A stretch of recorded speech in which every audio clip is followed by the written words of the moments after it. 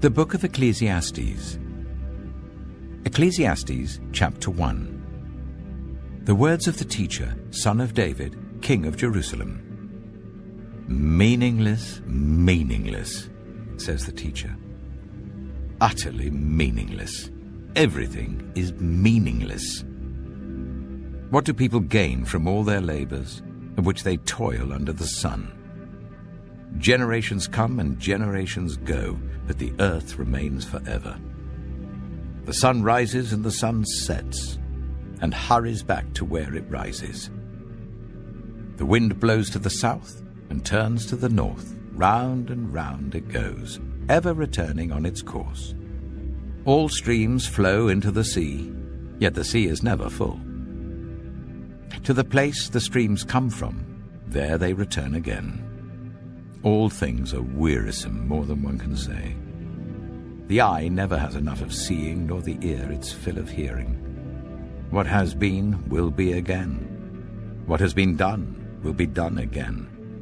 There is nothing new under the sun. Is there anything of which one can say, "Look, this is something new"? It was here already long ago. It was here before our time. No one remembers the former generations, and even those yet to come will not be remembered by those who follow them. I, the teacher, was king over Israel in Jerusalem. I applied my mind to study and to explore, by wisdom, all that is done under the heavens. What a heavy burden God has laid on mankind. I have seen all the things that are done under the sun. All of them are meaningless, a chasing after the wind. What is crooked cannot be straightened, what is lacking cannot be counted. I said to myself, "Look, I have increased in wisdom more than anyone who has ruled over Jerusalem before me. I have experienced much of wisdom and knowledge." Then I applied myself to the understanding of wisdom, and also of madness and folly. But I learned that this too is a chasing after the wind. For with much wisdom comes much sorrow. The more knowledge, the more grief. Ecclesiastes chapter 2. I said to myself, "Come now, I will test you with pleasure to find out what is good." But that also proved to be meaningless. Laughter, I said, is madness, and what does pleasure accomplish? I tried cheering myself with wine and embracing folly, my mind still guiding me with wisdom. I wanted to see what was good for people to do under the heavens during the few days of their lives. I undertook great projects. I built houses for myself and planted vineyards. I made gardens and parks and planted all kinds of fruit trees in them. I made reservoirs to water groves of flourishing trees.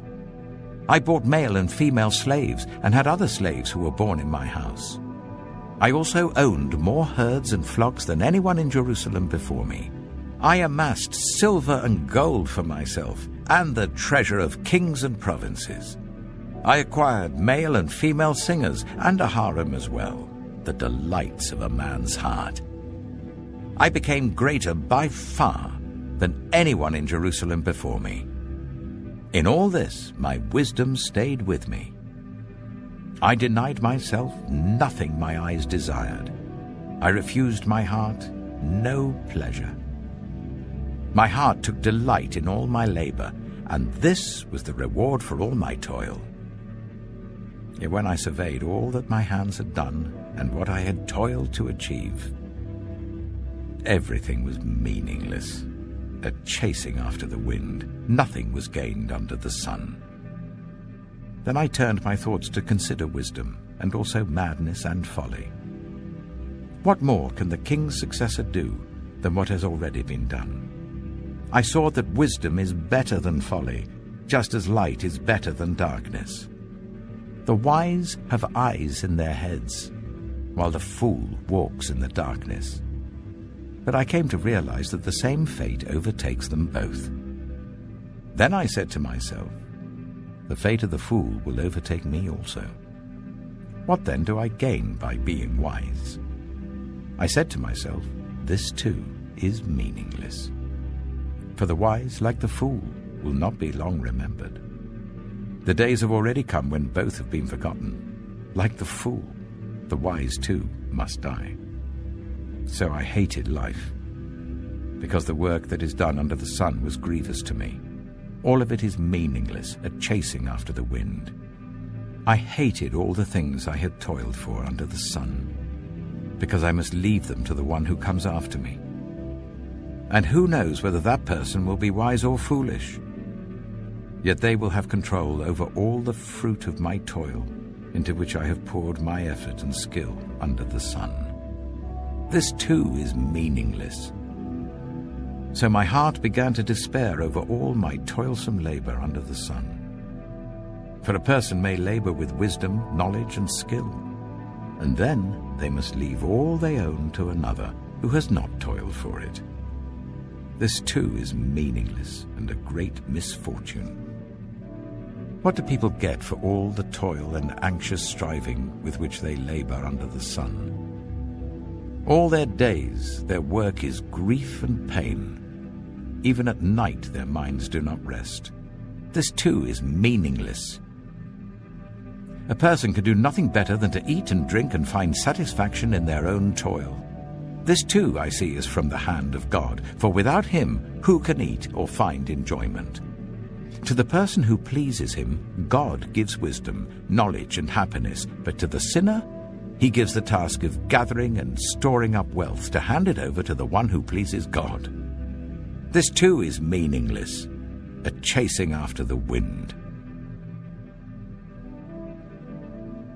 Ecclesiastes chapter 3. There is a time for everything, and a season for every activity under the heavens. A time to be born and a time to die. A time to plant and a time to uproot. A time to kill and a time to heal. A time to tear down and a time to build. A time to weep and a time to laugh. A time to mourn and a time to dance. A time to scatter stones and a time to gather them. A time to embrace and a time to refrain from embracing. A time to search and a time to give up. A time to keep and a time to throw away. A time to tear and a time to mend.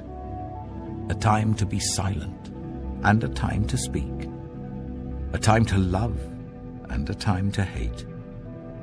A time for war and a time for peace. What do workers gain from their toil? I have seen the burden God has laid on the human race. He has made everything beautiful in its time. He has also set eternity in the human heart, yet no one can fathom what God has done from beginning to end. I know that there is nothing better for people than to be happy and to do good while they live, that each of them may eat and drink and find satisfaction in all their toil. This is the gift of God. I know that everything God does will endure forever. Nothing can be added to it and nothing taken from it. God does it so that people will fear him. Whatever is has already been, and whatever will be has been before, and God will call the past to account. And I saw something else under the sun. In the place of judgment, wickedness was there. In the place of justice, wickedness was there. I said to myself, God will bring into judgment both the righteous and the wicked, for there will be a time for every activity, a time to judge every deed. I also said to myself, as for humans, God tests them so that they may see that they are like the animals. Surely the fate of human beings is like that of the animals. The same fate awaits them both. As one dies, so dies the other. All have the same breath. Humans have no advantage over animals. Everything is meaningless. All go to the same place. All come from dust, and to dust all return. Who knows if the human spirit rises upward, and if the spirit of the animal goes down into the earth? So I saw that there is nothing better for a person than to enjoy their work, because that is their lot, For who can bring them to see what will happen after them? Ecclesiastes chapter 4. Again I looked, and saw all the oppression that was taking place under the sun. I saw the tears of the oppressed, and they have no comforter. Power was on the side of their oppressors, and they have no comforter. And I declared that the dead, who had already died, are happier than the living who are still alive. But better than both is the one who has never been born, who has not seen the evil that is done under the sun. And I saw that all toil and achievement spring from one person's envy of another. This too is meaningless, a chasing after the wind. Fools fold their hands and ruin themselves. Better one handful with tranquility than 2 handfuls with toil and chasing after the wind. Again I saw something meaningless under the sun. There was a man all alone. He had neither son nor brother. There was no end to his toil. Yet his eyes were not content with his wealth. For whom am I toiling, he asked, and why am I depriving myself of enjoyment? This too is meaningless, a miserable business. 2 are better than 1, because they have a good return for their labor. If either of them falls down, one can help the other up. But pity anyone who falls and has no one to help them up. Also, if 2 lie down together, they will keep warm. But how can one keep warm alone? Though one may be overpowered, 2 can defend themselves. A cord of 3 strands is not quickly broken. Better a poor but wise youth than an old but foolish king who no longer knows how to heed a warning. The youth may have come from prison to the kingship, or he may have been born in poverty within his kingdom. I saw that all who lived and walked under the sun followed the youth, the king's successor. There was no end to all the people who were before them, but those who came later were not pleased with the successor. This too is meaningless, a chasing after the wind. Ecclesiastes chapter 5. Guard your steps when you go to the house of God. Go near to listen, rather than to offer the sacrifice of fools, who do not know that they do wrong. Do not be quick with your mouth. Do not be hasty in your heart to utter anything before God. God is in heaven, and you are on earth, so let your words be few. A dream comes when there are many cares, and many words mark the speech of a fool. When you make a vow to God, do not delay to fulfill it. He has no pleasure in fools. Fulfill your vow. It is better not to make a vow than to make one and not fulfill it. Do not let your mouth lead you into sin, and do not protest to the temple messenger, "My vow was a mistake." Why should God be angry at what you say and destroy the work of your hands? Much dreaming and many words are meaningless. Therefore, fear God. If you see the poor oppressed in a district, and justice and rights denied, do not be surprised at such things, for one official is eyed by a higher one, and over them both are others higher still. The increase from the land is taken by all. The king himself profits from the fields. Whoever loves money never has enough. Whoever loves wealth is never satisfied with their income. This too is meaningless. As goods increase, so do those who consume them. And what benefit are they to the owners, except to feast their eyes on them? The sleep of a laborer is sweet, whether they eat little or much. But as for the rich, their abundance permits them no sleep. I have seen a grievous evil under the sun.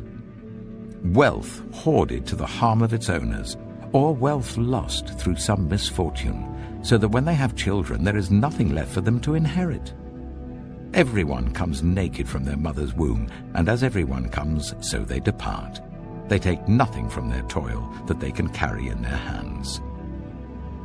This too is a grievous evil. As everyone comes, so they depart. And what do they gain, since they toil for the wind? All their days they eat in darkness with great frustration, affliction, and anger.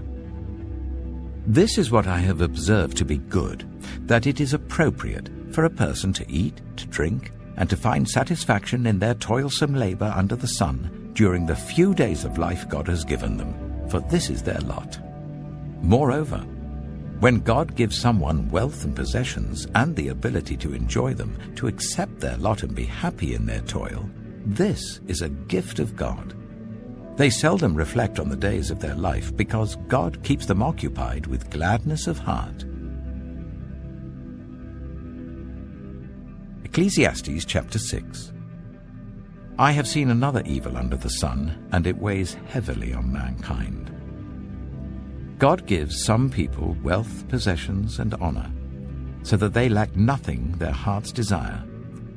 But God does not grant them the ability to enjoy them, and strangers enjoy them instead. This is meaningless, a grievous evil. A man may have 100 children and live many years, yet no matter how long he lives, if he cannot enjoy his prosperity and does not receive proper burial, I say that a stillborn child is better off than he. It comes without meaning, it departs in darkness, and in darkness its name is shrouded.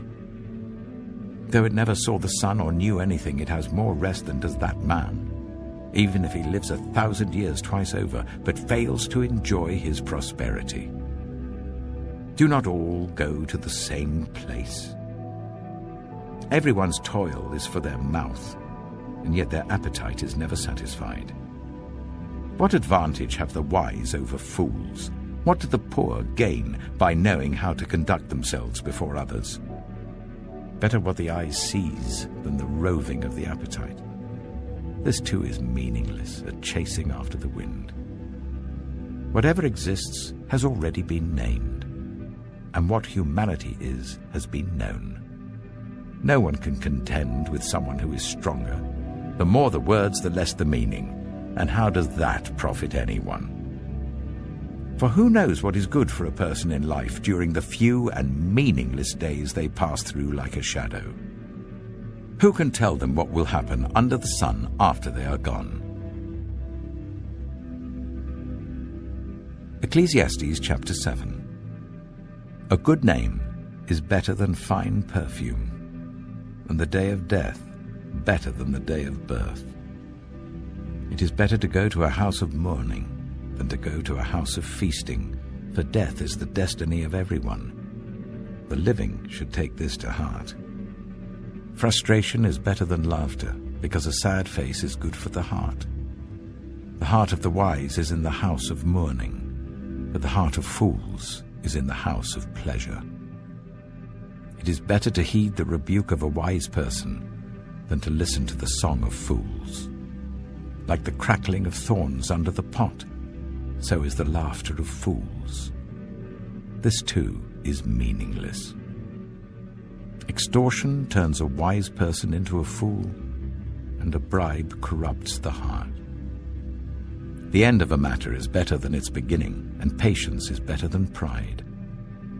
Do not be quickly provoked in your spirit, for anger resides in the lap of fools. Do not say, "Why were the old days better than these?" For it's not wise to ask such questions. Wisdom, like an inheritance, is a good thing and benefits those who see the sun.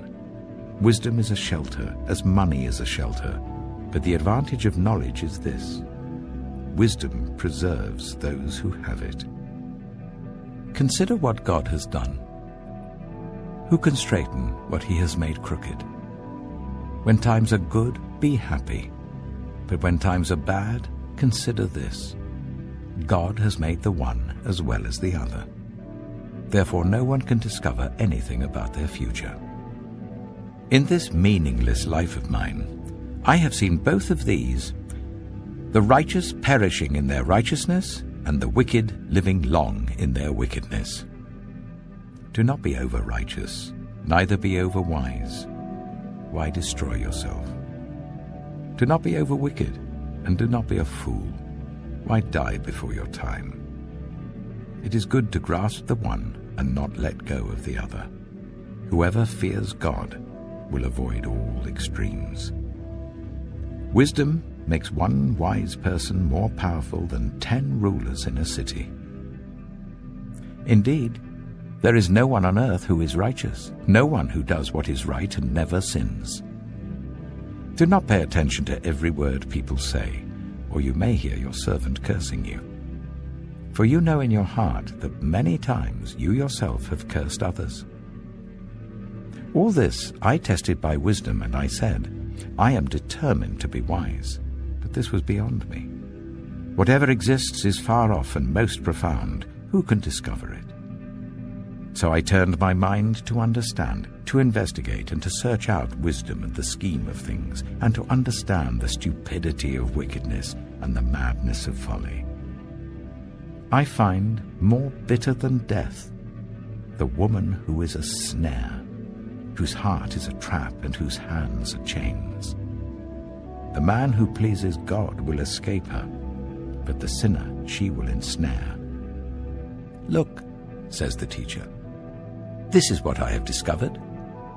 Adding one thing to another to discover the scheme of things, while I was still searching but not finding, I found one upright man among 1,000, but not one upright woman among them all. This only have I found. God created mankind upright, but they have gone in search of many schemes. Ecclesiastes chapter 8. Who is like the wise? Who knows the explanation of things? A person's wisdom brightens their face and changes its hard appearance. Obey the king's command, I say, because you took an oath before God. Do not be in a hurry to leave the king's presence. Do not stand up for a bad cause, for he will do whatever he pleases. Since a king's word is supreme, who can say to him, "What are you doing?" Whoever obeys his command will come to no harm, and the wise heart will know the proper time and procedure. For there is a proper time and procedure for every matter, though a person may be weighed down by misery. Since no one knows the future, who can tell someone else what is to come? As no one has power over the wind to contain it, so no one has power over the time of their death. As no one is discharged in time of war, so wickedness will not release those who practice it. All this I saw as I applied my mind to everything done under the sun. There is a time when a man lords it over others to his own hurt.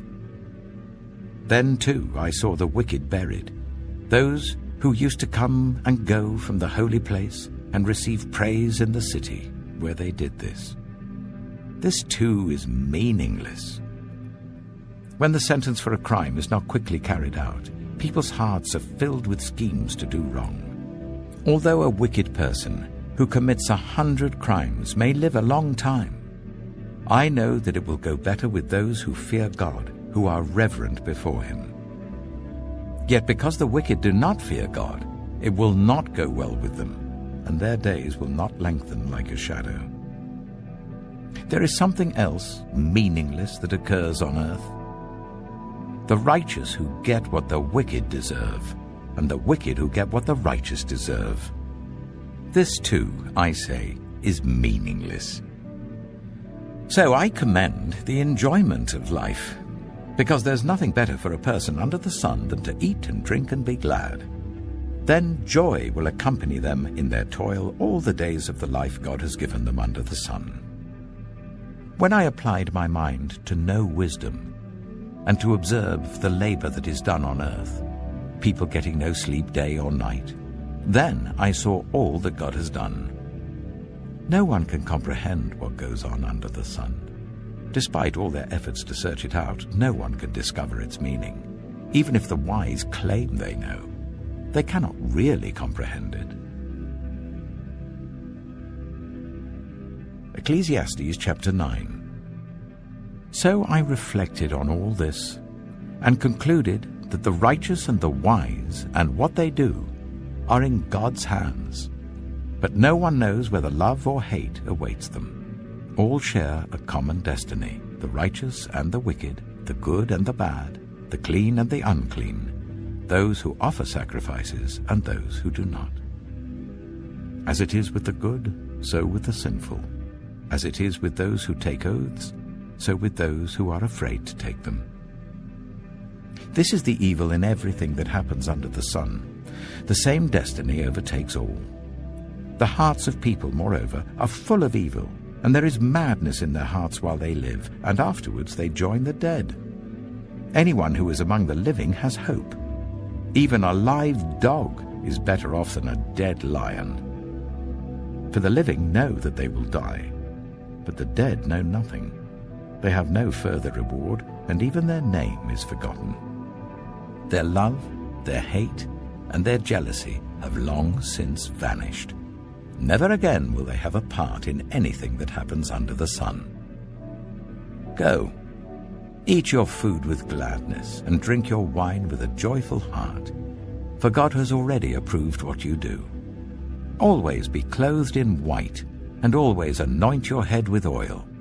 Enjoy life with your wife whom you love, all the days of this meaningless life that God has given you under the sun, all your meaningless days. For this is your lot in life, and in your toilsome labor under the sun. Whatever your hand finds to do, do it with all your might, for in the realm of the dead, where you're going, there is neither working, nor planning, nor knowledge, nor wisdom. I have seen something else under the sun. The race is not to the swift, or the battle to the strong, nor does food come to the wise, or wealth to the brilliant, or favor to the learned, but time and chance happen to them all. Moreover, no one knows when their hour will come. As fish are caught in a cruel net, or birds are taken in a snare, so people are trapped by evil times that fall unexpectedly upon them. I also saw under the sun this example of wisdom that greatly impressed me. There was once a small city with only a few people in it, and a powerful king came against it, surrounded it, and built huge siege works against it. Now there lived in that city a man, poor but wise, and he saved the city by his wisdom. But nobody remembered that poor man.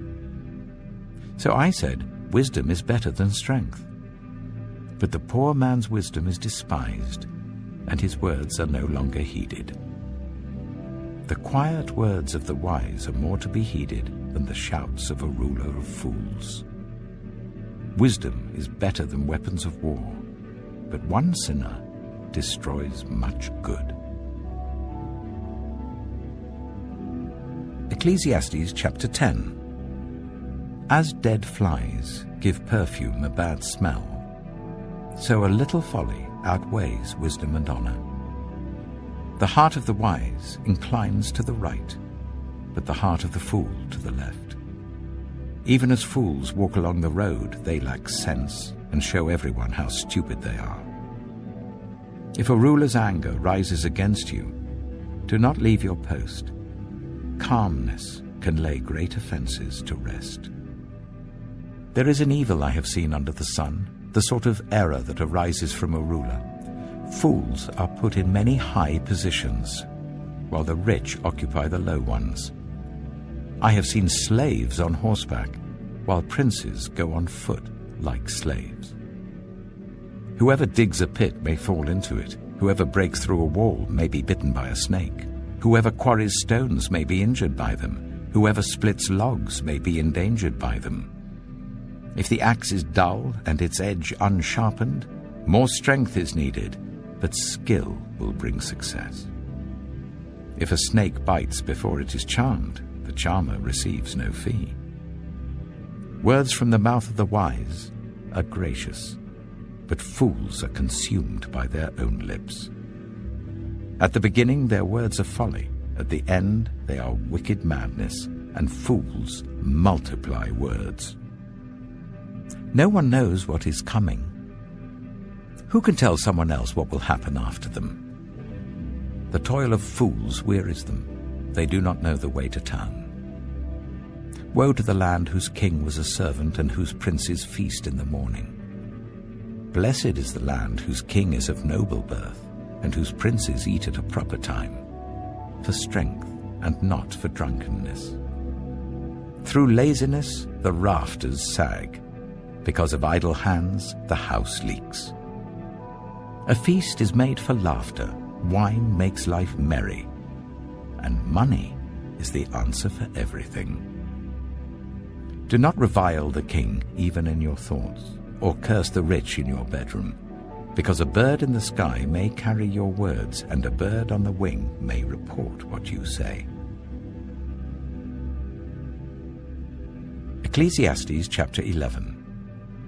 Ship your grain across the sea. After many days you may receive a return. Invest in 7 ventures, yes, in 8. You do not know what disaster may come upon the land. If clouds are full of water, they pour rain on the earth. Whether a tree falls to the south or to the north, in the place where it falls, there it will lie. Whoever watches the wind will not plant. Whoever looks at the clouds will not reap. As you do not know the path of the wind or how the body is formed in a mother's womb, so you cannot understand the work of God, the maker of all things. Sow your seed in the morning, and at evening let your hands not be idle. For you do not know which will succeed, whether this or that, or whether both will do equally well. Light is sweet, and it pleases the eyes to see the sun. However many years anyone may live, let them enjoy them all. But let them remember the days of darkness, for there will be many. Everything to come is meaningless. You who are young, be happy while you are young, and let your heart give you joy in the days of your youth. Follow the ways of your heart, and whatever your eyes see. But know that for all these things God will bring you into judgment. So then, banish anxiety from your heart, and cast off the troubles of your body, for youth and vigor are meaningless. Ecclesiastes chapter 12. Remember your Creator in the days of your youth, before the days of trouble come, and the years approach when you will say, I find no pleasure in them. Before the sun and the light and the moon and the stars grow dark, and the clouds return after the rain, when the keepers of the house tremble and the strong men stoop, when the grinders cease because they are few, and those looking through the windows grow dim, when the doors to the street are closed and the sound of grinding fades, when people rise up at the sound of birds, but all their songs grow faint, when people are afraid of heights and of dangers in the streets, when the almond tree blossoms and the grasshopper drags itself along, and desire no longer is stirred. Then people go to their eternal home, and mourners go about the streets. Remember him before the silver cord is severed and the golden bowl is broken, before the pitcher is shattered at the spring and the wheel broken at the well, and the dust returns to the ground it came from, and the spirit returns to God who gave it. Meaningless, meaningless, says the teacher. Everything is meaningless. Not only was the teacher wise, but also he imparted knowledge to the people. He pondered and searched out and set in order many proverbs. The teacher searched to find just the right words, and what he wrote was upright and true. The words of the wise are like goads, their collected sayings like firmly embedded nails given by one shepherd. Be warned, my son, of anything in addition to them. Of making many books there is no end, and much study wearies the body. Now all has been heard. Here is the conclusion of the matter. Fear God and keep his commandments, for this is the duty of all mankind. For God will bring every deed into judgment, including every hidden thing, whether it is good or evil.